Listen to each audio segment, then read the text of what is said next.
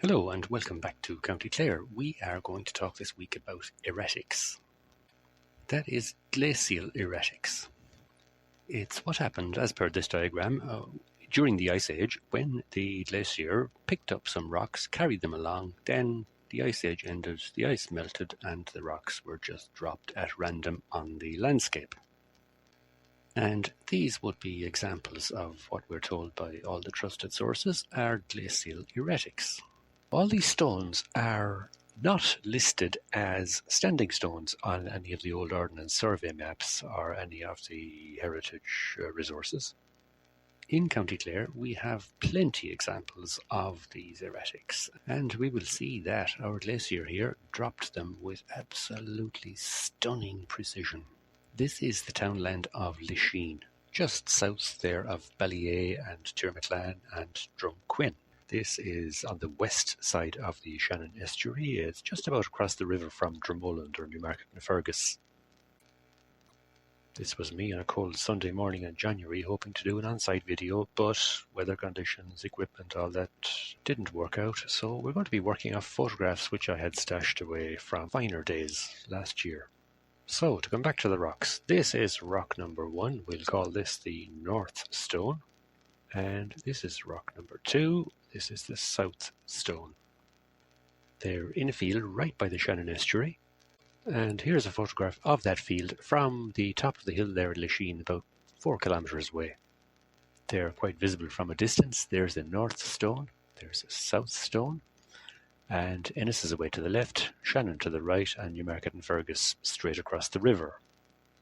There's a close-up of the North Stone, the South Stone, and first thing to note is that they are 90 metres apart. Now, 19 metres is a number that jumps out because it is visible again and again. If we go to Caherconnell stone forts, the two main structures there, centre to centre, are precisely 90 metres apart. If we go into Drummulland and look at the octagonal Temple of Mercury in the woodland there, the distance from there to the centre of the lily pond is again exactly 90 metres. If we go to the monastic buildings at Kilmacduagh, we have 3 instances of centre to centre measurements of 90 metres and one of 180 metres, 2 times 90. If we go to Liscannor, St. Bridget's Well, there's a cemetery behind that. The big stone wall on the north side of that is precisely 90 metres long.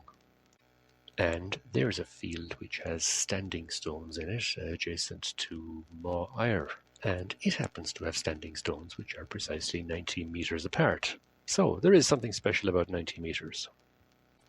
Coming back to Leine, the first thing we'll do is take a line from the South Stone to the North Stone and continue that line away to the north. Exactly 10 kilometres to the north, 6 miles in old money, that line hits this circular feature in the garden of the Poor Clare's Convent in Ennis. This, of course, could be a random hit, but I've got 20 other lines coming in from various points where significant other sites align in such a way as to point to this location. Coming back to Leine and looking at the North Stone, let's go to the west. This is Knockalock Lake near Kilmihill, and there's a very distinctive island on there we've talked about before, because there are a lot of significant West Clare alignments here. And if we take a line from there to a lake, Shandangan Lake near Quin, which has another very distinctive little island we've talked about before because there are a ton of alignments there.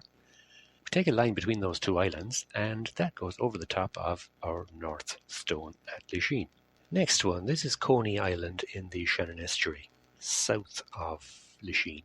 There's a big stone monument there on top of the highest point on the island, and if we take a line from there to the old cathedral in Kilfenora, that line goes over the top of the South Stone.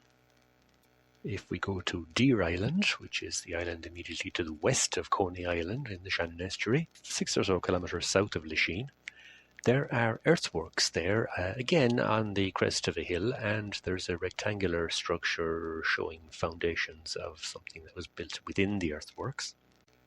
And if we take a line from the centre of that building to a cairn on top of Slieve Carron. Then that line goes over the top of the north stone. We've talked about dolmens recently. This is Oisin's dolmen on Mount Callan.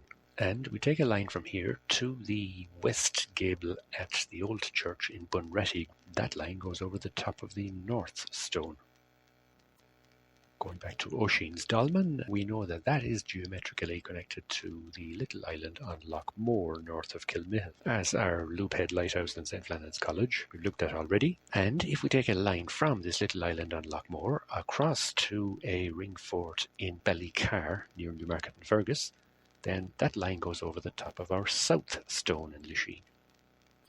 Next one we look at is Glebe House, which is an old house in Dura. It's overlooking the M18 and the town of Ennis. They're just on the east side of the motorway. And if we take a line from there to a little square field down in Colemanstown, Labishida, that line goes over the top of our south stone. But it does a whole lot more than that. As per the little yellow marker, it goes over the top of this standing stone at Carnelly House. And as per the little red indicators, it goes over the top of an odd little island in Gort Glass Lake and a little lake further to the southwest. That's there to the west of Kildysart. And both that island and the little lake to the southwest are focal points for other alignments. The little square field in Colemanstown, Labishida, is connected to the battery forts, the Napoleonic defence structures, which we looked at in a previous video. And its centre axis is aimed at the round tower in Ratu across the river in North Kerry. Next one, going back to Deer Island, the Ordnance Survey maps show us the location of an old church there. And if we take a line from there, back over the south stone in Leine, 2 kilometres further along, we hit the centre of a ring fort at Drumquin, there near the local inn. Now we're almost there, just 2 more. This is Skihana Standing Stone beside Clarecastle. If we take a line from there, over the south stone in Leine, that line brings us to the centre point of a very odd wall which crosses the middle of a field in Ballinacally. It looks like a perfectly straight embankment. It's out of character with all the other field boundaries around there, and our line hits the exact centre of it. Now, the final one we look at is taking a line from the north stone over the top of this stone at Island of Vanna. This is a stone, same as the ones in Leine. It's in the middle of a field. It's about 1.5 meters high and maybe 5, 6, 7 tons of limestone. But that line takes us to the centre of the old market house in Tulla, now the Tulla Public Library, one of the oldest buildings in Tulla, and a location we've looked at before because the building is aligned with the courthouse in Ennis, and there's 45 and 90 degree geometry there, which takes in Tiravanan Castle and earthworks in Quinn. Coming back to Leine again, there are other stones in that field. They're slabs of limestone 0.5 metre thick, and they're lying down flat. There are 6 distinctive ones. There's 4 of them there which are exactly 17 paces apart, and 2 further up along the field. The blue line there in this graphic, extending from the south stone through the most northerly of the flattened stones. That line goes straight across the river, 2 kilometres, and hits the middle of this, what looks like a ring fort in some forestry there between the M18 motorway and Dromoland. And, interestingly, a line from the north stone over this same stone takes us to the big arched window on the gable end of a church down at St. Conrad's. That's just round the corner there from Carrigerry House. The big question at the end of all this is, what was the function or the purpose of these stones? And there might be a clue right in front of you at the moment, or on your wrist, and it's in that little quartz crystal which drives your smartphone or your laptop or your watch. Technically, it's a little stone, and if you apply a small voltage to it, then it will oscillate at a very precise frequency. And your watch or your phone or your laptop will divide that frequency down until it reaches a number that defines 1 second or 1 cycle of the microprocessor or whatever. The point is that based on the geometry of the little crystal, then it will be predisposed to oscillating at a specific frequency, and if that's true for a small stone, why can't a big stone do that? The location of these stones suggests that they have a role in linking other sites together for some kind of energetic purpose, and we know everything is driven by frequency, vibration, and harmonics. Every recognized standing stone and all these erratics have a similar function when you look at where they're located. And it's interesting that something has prompted people all around the countryside to leave these things be. We have machines now that would move these out of the way and into the corner of the field very fast, but that hasn't been done in most cases. So yes, much to think about. Thank you for watching.